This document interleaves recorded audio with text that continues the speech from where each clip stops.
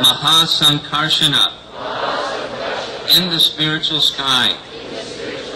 Karanatoya Shayi Karanadakshayi Vishnu, who lies in the causal ocean. Garbhada Udha Shayi Garbhadakshayi Vishnu, who lies in the Garbhadak ocean of the universe. Cha and Paya Abdha Shayi Shiradakshayi Vishnu, who lies in the ocean of milk. Sheshaha Sheshanak, the couch of Vishnu. Cha and Yasya, whose Ansha, plenary portions, Kala, and parts of the plenary portions, Saha, he, Nityananda Akya, known as Lord Nityananda, Ramaha, Lord Balaram, Sharanam, shelter, Mama, my, Astu, let there be. Translation: may Sri Nityananda Ram be the object of my constant remembrance. Sankarshana, Sheshanag, and the Vishnus who lie in the Karana ocean, Garbha ocean, and ocean of milk are his plenary portions and the portions of his plenary portions. So this verse, text 7, is repeated in chapter 5, the chapter that's expanding on these verses. And Krishnadas Kaviraj Goswami says that these 4 verses are expanded on by the next, this verse, 7, is explained in the next 4 verses. So let's hear the next 4 verses. which explain this one. Text number 8.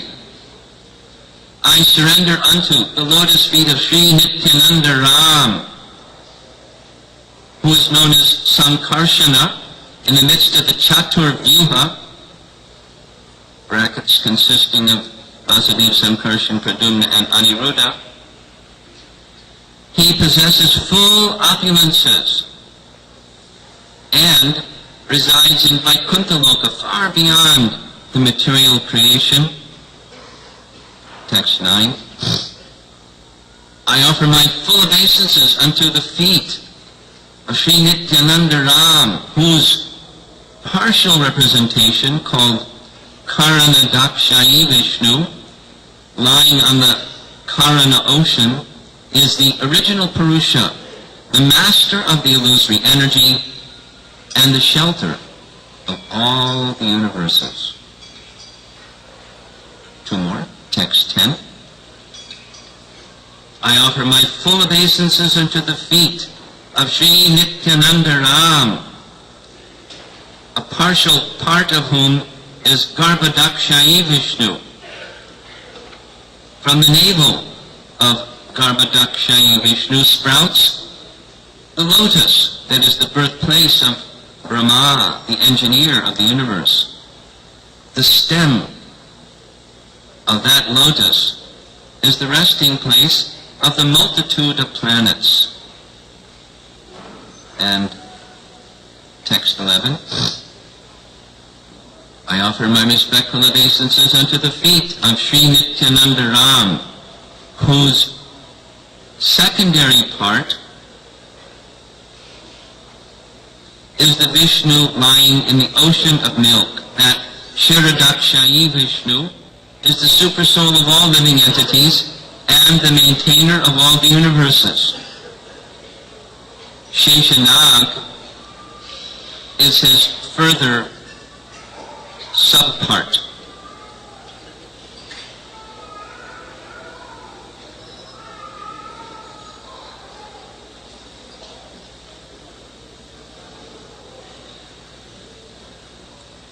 It's an honor to be in Sridham Mayapur and on the appearance day of Sri Nityananda Ram and glorify him in Sridham Mayapur with all the devotees assembled. It's a thrill.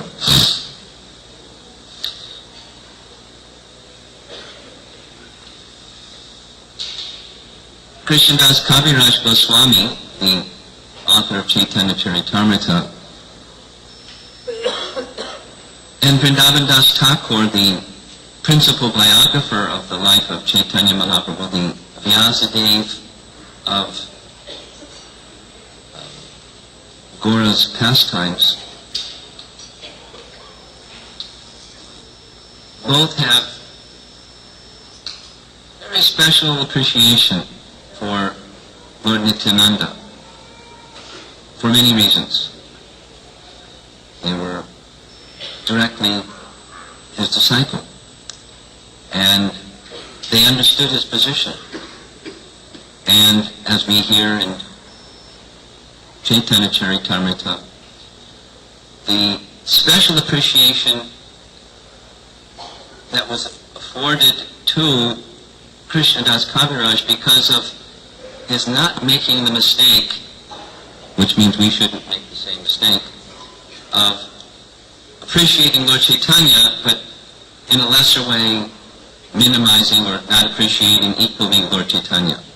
And for that great virtue, he was granted residence in Vrindavan by Lord Nityananda. So we should also offer special appreciation to Lord Chaitanya and Lord Nityananda. Our prayer to Lord Chaitanya, of course, he's the source of all incarnations, the avatari, and at the same time, his first expansion is Lord Balaram. So, Namo Mahavadanyaya Krishna Prema Pradayate Krishnaya Krishna Chaitanya Namane Gora Tushe Namaha. The Mahavadanyaya feature of Chaitanya Mahaprabhu, the most munificent of all incarnations, has as his chief servant or manifester of that munificence is Lord Nityananda. To get access to Lord Chaitanya's mercy, we aspire for the mercy of Lord Nityananda. And by getting the mercy of Lord Nityananda, we get the mercy of Lord Chaitanya. And by the mercy of Lord Chaitanya, everything becomes possible. We get the mercy of Srimati Radharani and Krishna, and as Krishna Das Kaviraj received and Raghunath Das Goswami received from the mercy of Lord Nityananda, Lord Chaitanya's association and resident in Vrindavan and love of God, who were falling at the feet of Lord Nityananda. And following Krishna Das Kaviraj will honor Lord Nityananda by this verse, text 7, and its following 4 verses that describe his position. This is helping us to understand the tattva of Lord Nityananda, who he is, as we are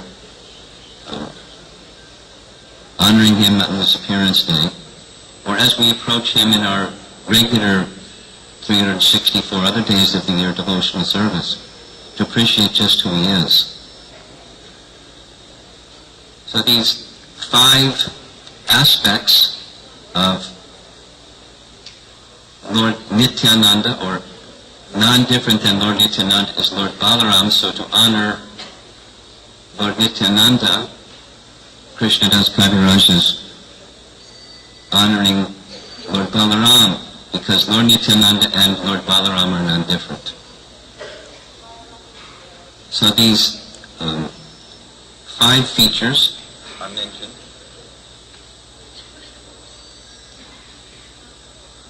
Sankarshan, Sheshanag, and the 3 Purusha avatars. Those are all expansions of Chaitanya Mahaprabhu, of Lord Balaram, and Nityananda Ram is the same.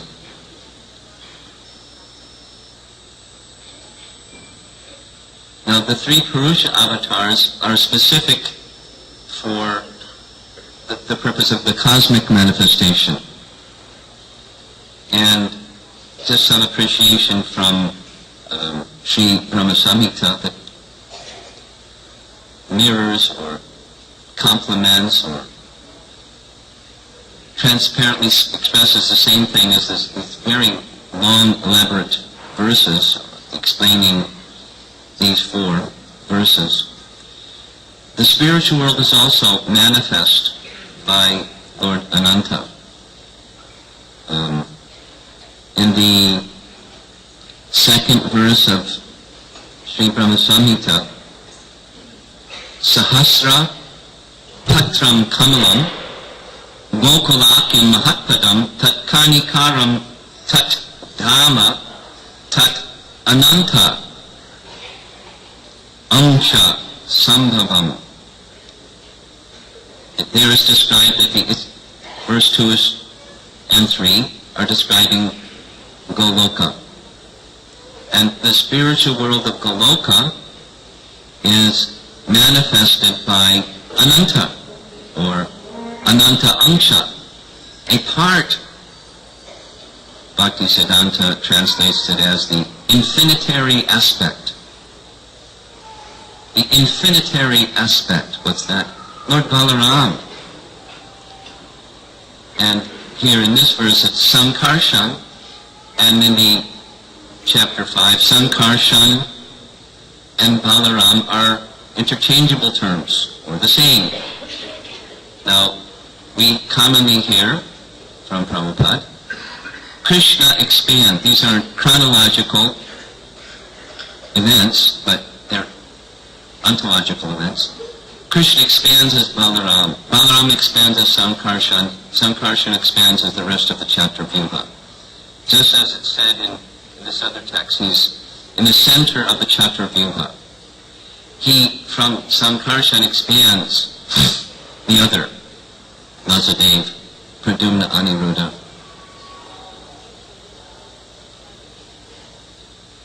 It's a service because that's the outstanding feature of Balaram and Lord Nityananda. They wish simply to serve. Non-different than Krishna, and they simply wish to serve. There's a difference. The color and mood. The served and the servant. Balaram simply wished to serve. Although sometimes, because Balaram, the elder brother, he seems to take the deference of being the elder brother. But actually that's just to enhance the pastimes of Krishna and the pleasure of Krishna.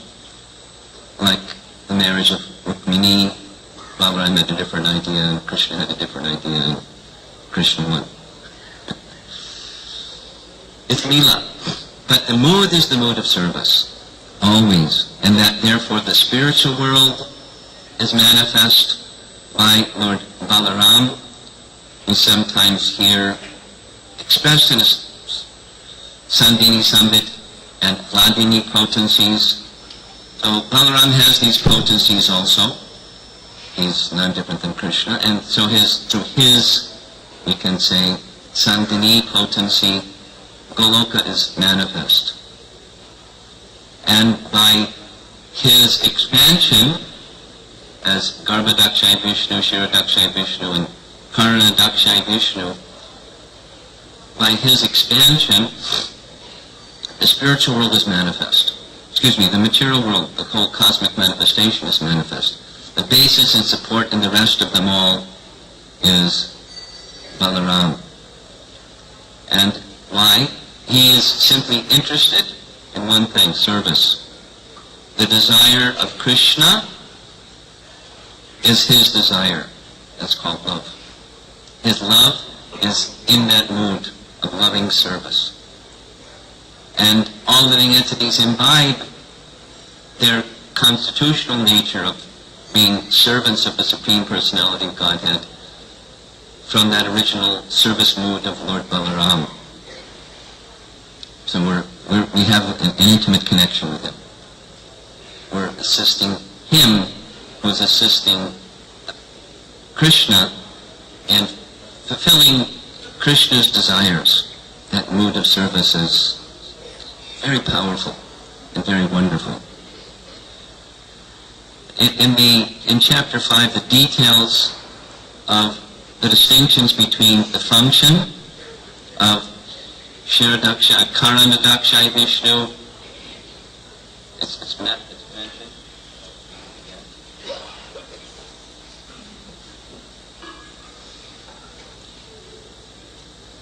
He's the original Purusha. He's the master of the illusory energy, and he's the shelter of all the universes. He's big.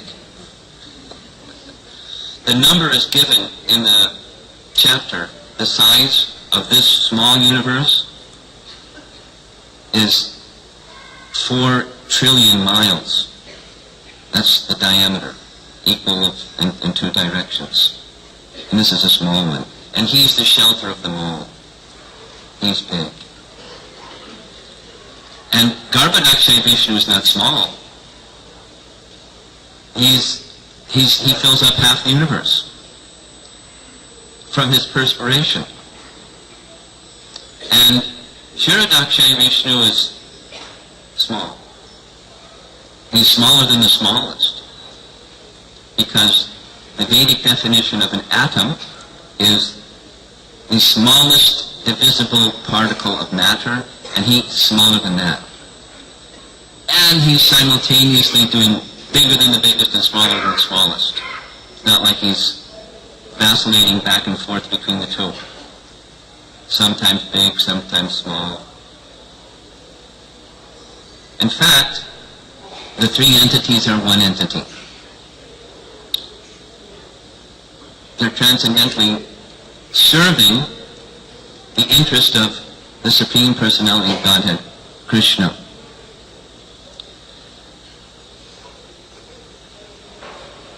And from the final verse of these 4 that expand the meaning, I guess I could spend some time and go through the sequence, Karna Dakshay Vishnu, Garbha Dakshay Vishnu, and Shira Dakshay Vishnu. It could take about 3 hours. I spent some time this past year studying Sri Brahma Samhita, because there was I read a letter that Prabhupada wrote to Pradyumna Prabhu, October 1967. Pradyumna found a copy of Sri Brahma Samhita and he wrote a letter to Prabhupada. Is it okay to read it? Prabhupada said, not only is it okay to read it, but I want all of my disciples to scrutinizingly study the subject matter of Sri Brahma Samhita, because it explains the whole meaning of the entire Srimad Bhagavatam in its essence, and besides that it was translated by my spiritual master, Bhaktisiddhanta Saraswati Thakur. So I somehow let that message go into my heart and spent some time. And it was really a blast. I mean, with dictionary in hand and commentaries and so forth. Spent over the Thanksgiving holiday 25 hours describing half of Sri Brahma Samhita, a big part of which is this, like, the process of creation. And it's fascinating. Besides it's fascinating, it helps one exactly as is being presented here. Normally when we think of Nityananda Ram, we like to think of his wonderful pastimes, because they're really charming, lovely, and inspirational. But then who is this person? And so Krishna Das Kaviraj has chosen the tattva, understanding him. We'll speak a little bit towards the end, time permitting, about some pastimes, but he's wonderful. He's the transcendent Lord, non-different than Balaram, who's non-different than Krishna. So when he performs pastimes, they're very special to understand who is performing them.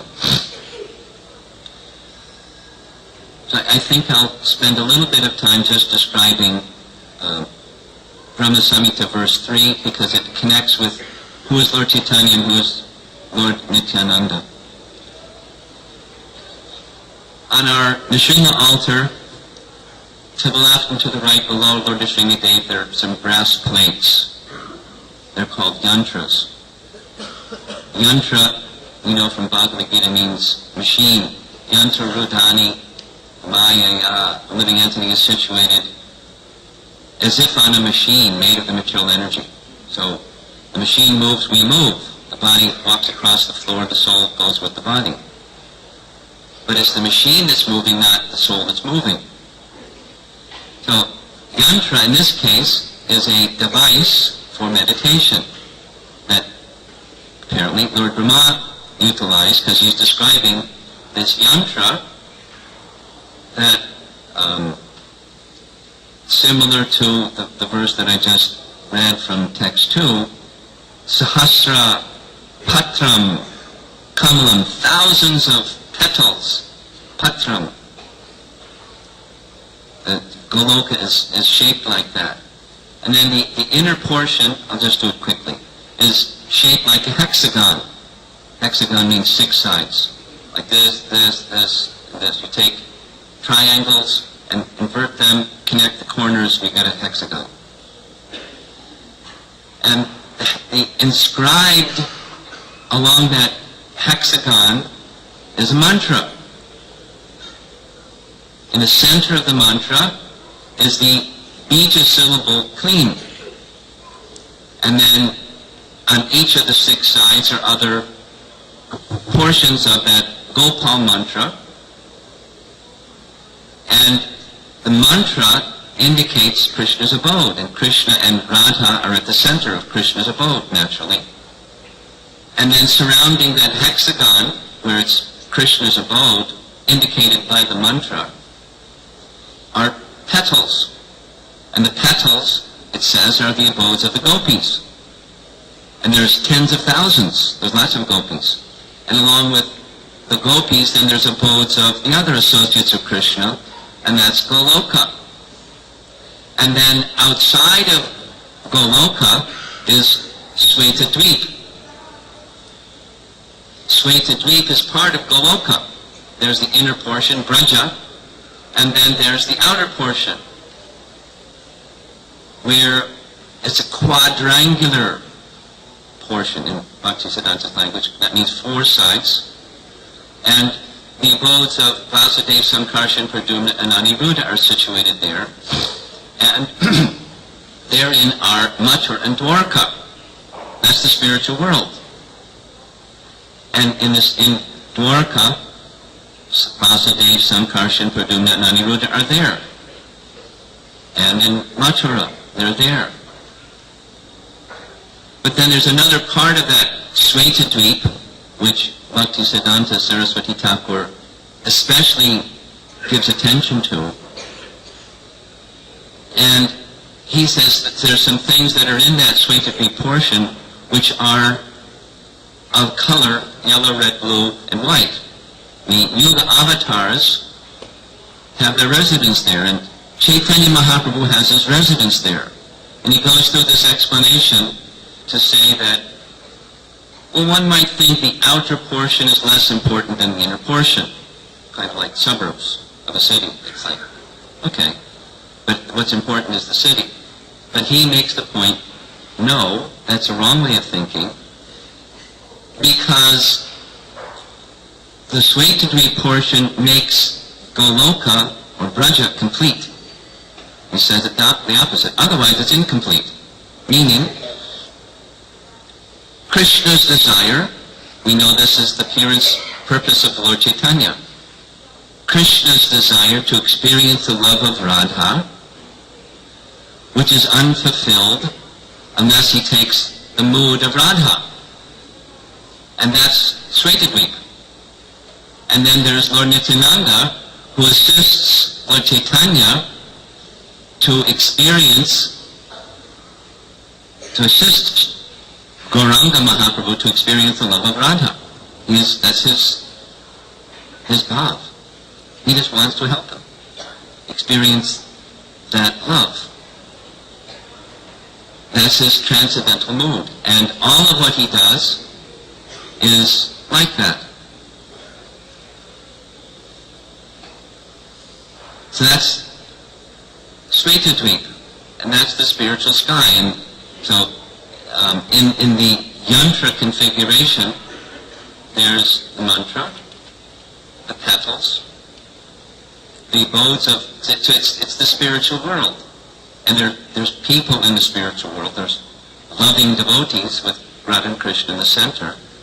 And there's all the other parts of the pastimes. In chapter 5 of Adi Lila, there's a lot of verses where Krishnadas Kaviraj Goswami is expanding on Vrindavan, Dwarka, and Mathura. These are the abodes of the Supreme Lord that Balaram, the infinitary aspect of Krishna, expands through his potencies. And then, by the desire of the personality of Godhead, Krishna, to give the living entities who are rebellious in their attitude towards him the opportunity, well, 2 things. To give them the opportunity to once again, or to experience the fullness of their potential for happiness.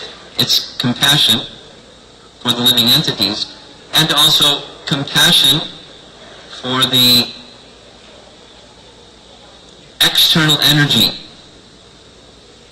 So Mahavishnu, this is from Bhagavatam now, but it's same message. Mahavishnu is enjoying his pastimes, eternal pastimes, with his internal potency, Ramadevi, and then considering during the cosmic annihilation period all the living entities that are within him, and he wishes, contemplating, he's just considering, I wish that they could experience their ultimate happiness. Just desires like that, compassionately. And he also sees at a distance the reflection of his internal potency. Another name is Chaya Devi, just to indicate that feature. In Brahma Samhita language, she is called a maidservant of Rama, or an expansion of Rama. The external energy is an expansion of the internal energy. And it's his energy. So that's what the verse says. He is the Lord of the external energy. So he desires, she would like to have something to do, but she doesn't have anything to do. Let me give her something to do. Just desires like that. Rama Devi, his internal potency, she knows the desire of her master. And so, what is her desire? To serve her master. So she then makes the arrangement. She transfers the living entities, samasti, the totality of the living entities that are within the body of Mahavishnu. She's powerful. She transfers them along with her Icha Shakti, or her desire potency, and time. And entrust the living entities in the time energy, because in her position time is eternal, but she can transform that time potency into the other kind that we know. And off goes the glance of Mahavishnu, and living entities are impregnated along with time energy into this Chaya Devi or Pradhan, and things start to happen. Creation. But that's Mahavishnu, and then the sequence is very detailed. From this Mahavishnu, there's golden seeds of universes, and he exhales, and those seeds of universes enter into that now Mahatattva position, and it's very detailed. The universes, the seeds of universes start to gather together. The elements cling to those seeds, and they start to enlarge, and so many things happen. Amazing. But all of this is resting upon Balaram. That's the point of honoring Lord Balaram. So why is it happening? Because Mahavishnu's compassionate desire is, he's a kala, he's a portion of a plenary portion of the original personality of Godhead. And original personality of Godhead, but the purpose of the existence of the living entities who are eternal, it's not like once upon a time they didn't exist. But the purpose of the living entities is to expand the pleasure of Krishna. And the pleasure of Krishna is a loving pleasure. It's not, I want, it's loving pleasure. So the living entity's happiness is his happiness, as our happiness is his happiness. It's a loving relationship. So Mahavishnu is facilitating that. And then this word Shesha indicates paraphernalia or things. And it's an Anta Shesha. He's the couch, but he's so many other things. I was told this when I was a new devotee. I hope it's an accurate story. When Prabhupada first came to America, he didn't carry a mridanga with him. But after, Hare Krishna movement got going, he requested a devotee to go who was going to India, to bring back mridanga. And the devotee brought it back to Los Angeles and very happily presented it to Prabhupada. And immediately Prabhupada got up from his seat, paid obeisance to the mridanga, took off his outer garment and wrapped it around the mridanga and said, "This is Balaram." So when our devotees with the BBT, Ratnabhushana, started making mridangas, it's Balaram mridanga, because it's Balaram. And we honor Balaram. He's the paraphernalia, the umbrella, the shoes, the Brahmin thread, etc. Everything. the couch, sitting place, paraphernalia. That's Balaram. Anantashesh. Unlimited paraphernalia. Why? Simply to serve. Simply to serve. And he anticipates the desire and the happiness of the Supreme Lord, and he manifests himself in those ways. So that's the person whose appearance day we're honoring. Sankarshan, the three Purusha avatars, Vishnu forms, and Anantashesh, who's holding upon his heads the universes. But for him, it's like a mustard seed. So one very nice pastime that illustrates this feature of Lord Balaram, having appreciated the tattva feature that's mentioned in this verse by Krishna Das Kaviraj. One very nice pastime in here in Sridham Mayapur, or Navadvip, was a pastime with Malini. And Malini is the wife of Srivas Pandit. After Lord Nityananda came to Mayapur, when Lord Chaitanya began his pastimes as a devotee, he made as his residence the house of Srivas Pandit. So it was a big house, like an extended family, 5 brothers, and so 4 brothers. And they had extended families and servants, and Lord Nityananda stayed there too, and he had a relationship with Malini like an Avaduta, small child, with his affectionate mother. And she saw him that way, and he saw her that way, and that was their loving relationship. So, one day, Malini was assisting her good husband. He was a brahmana, so in the morning, he would do his puja, and she would prepare the puja paraphernalia. And as she was preparing the puja paraphernalia, she set on the windowsill a bowl that had ghee that was to be used in the puja, and she was preparing the other paraphernalia, and a big crow came flying on the windowsill and with his beak grabbed the pot that had ghee in it and flew away with the paraphernalia in his beak, and set it down somewhere and came back and on the windowsill, sitting there. And Malini then noticed, there's the crow, the pot is missing, and she was in great anxiety. She wanted to serve her husband nicely, and he would be very displeased that she had been inattentive and the crow had taken necessary paraphernalia. She didn't know what to do. So she began to cry. Sometimes women do that when they don't know what to do. And Nityananda came and he saw her crying. And he asked her, "What is it? What's the problem? I'll take care of it." And she, between her tears, cried, explained what had happened. And so Nityananda said, "Crow, bring back the pot with the ghee." He was sitting there on the windowsill near it.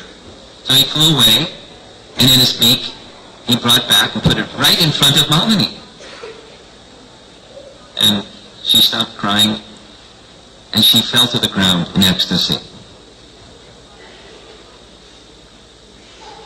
And then she offered some wonderful prayers, which I'd like to read, because it just explains now her appreciation of what we just read, briefly discussed from Chaitanya Charitamrita. Seeing this wonder, Malini lost consciousness to ecstasy. She then stood up and offered prayers to Nityananda. For he who brought back the dead son of his spiritual master, Sandipani Muni, Balaram, and Krishna brought back from the dead Sandipani Muni's son, who maintains all the universes, and who can bring a soul back from the abode of Yamaraj. It is not at all glorious to get a bowl back from a crow.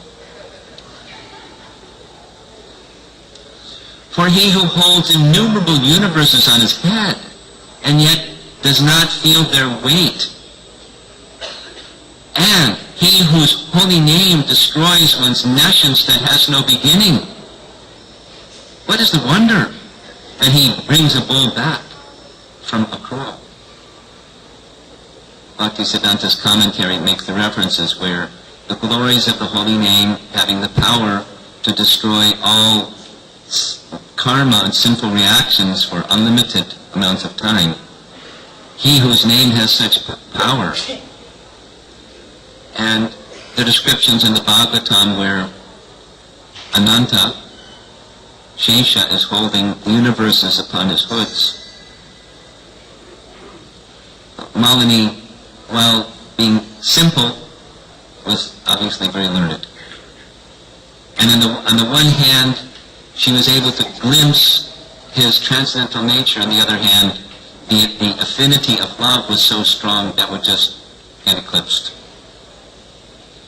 While living in exile in the forest as Lakshmana, you constantly remained by the side of Sita as her protector.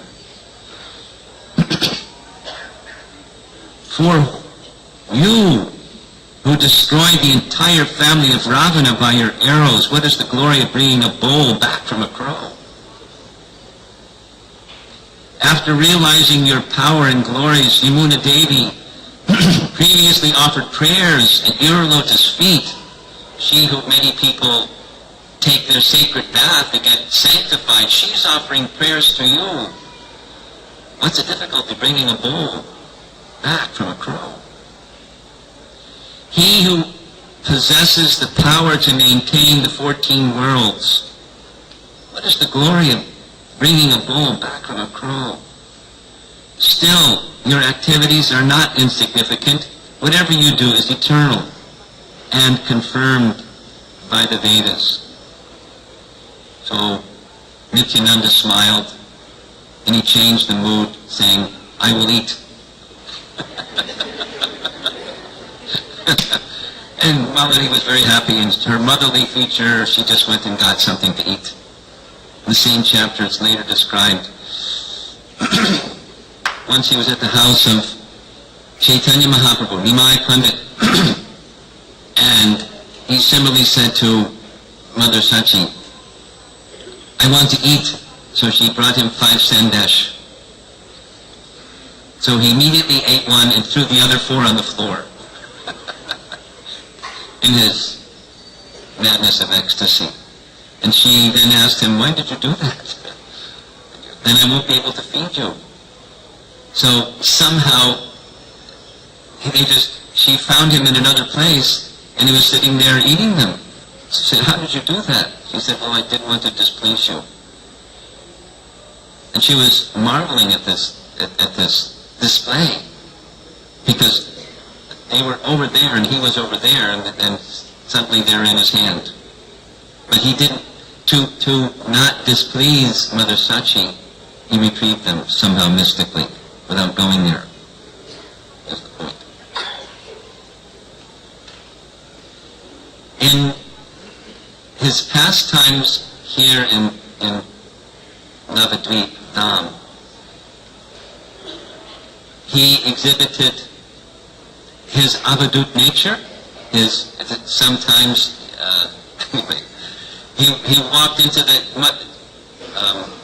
Vishnu Priya was sitting with Chaitanya Mahaprabhu, and in order to please his mother, he was accepting bagel nuts from Vishnu Priya.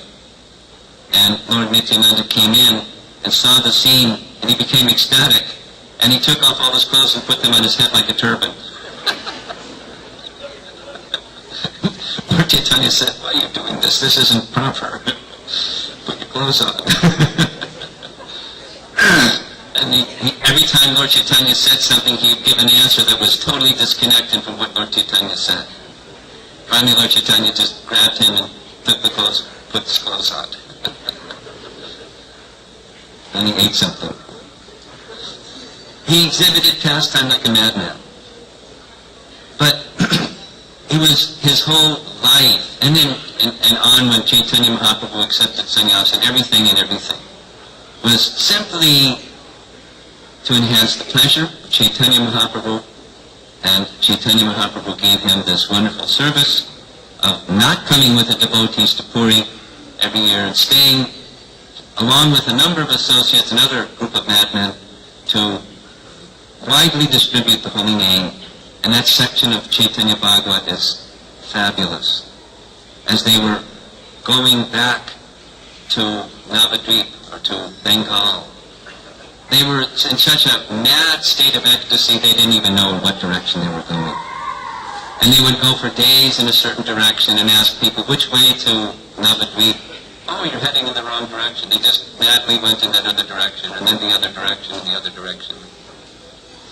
But everywhere they went, just by their glance, or others seeing them, they would instantly fill with ecstatic love of God, just by seeing them, or them seeing others. A crowd would form, and as they were looking through the crowd, just their glance filled the participants with ecstatic love. And then in turn, those persons would go back to their village, and filled with ecstatic love, they would fill those people with ecstatic love. In this way, Lord Nityananda madly fulfilled the desire of Lord Chaitanya.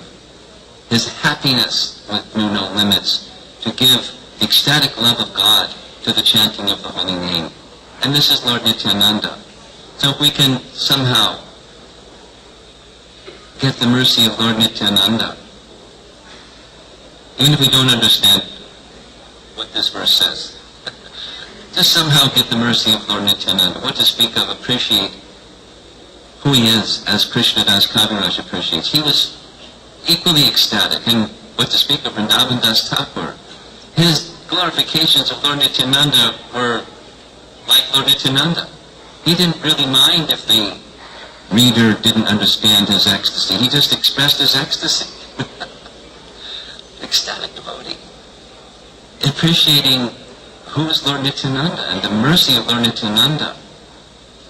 So that would be very nice if on Lord Nityananda's appearance day, especially, we can appreciate his unique position in fulfilling the purpose of Lord Chaitanya's descent, both to distribute love of God through the chanting of the holy name of Krishna, and the teachings of a life of devotion to Krishna, as well as his desire to assist Chaitanya Mahaprabhu in experiencing Radharani's love for Krishna in that most sublime state.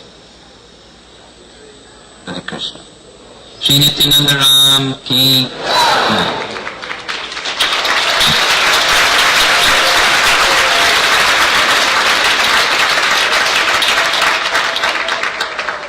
Okay, there's 3 minutes for questions. Yes, Maharaj.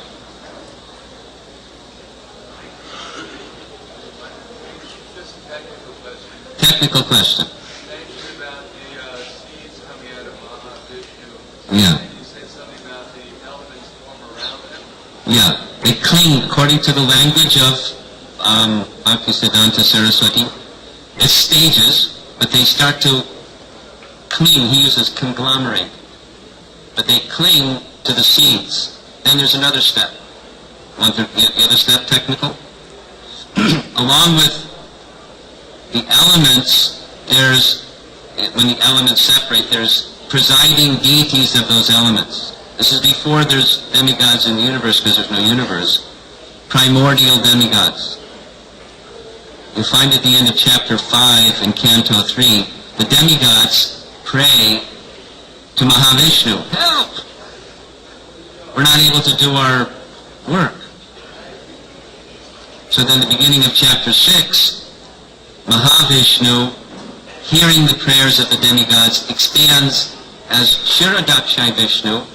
Before there's a universe, Kshirodakshai Vishnu enters within every element, atom of the particles of matter, along with his time energy, again, and she is known as Kali. The translation is the potency to combine. So Shiradakshay Vishnu giving the intelligence and the strength, along with the ability to combine. That's the, what Bhaktisiddhanta's language is, the conglomerating feature. Kali, the ability to conglomerate or combine. And then they start to form layers. And the layers are where the deities, presiding deities of the elements and the deities that they worship reside from Brihad Bhagavatamrita. That's where they reside, not within the universe, the demigods. What's the seed? It's within the body of Mahavishnu is a golden seed. And that golden seed is a seed. It's a subtle, you can say, spiritual seed upon which the elements congeal or... No.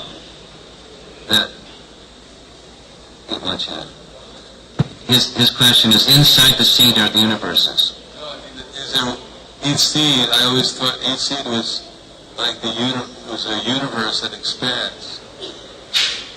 In other words, each seed that came out was a seed. They're spiritual. They're not. There's no matter involved. It's not the seed. It's a different kind of seed than like a banyan seed or whatever it is, seed where the elements, however seeds develop, they water and nutrients go into the.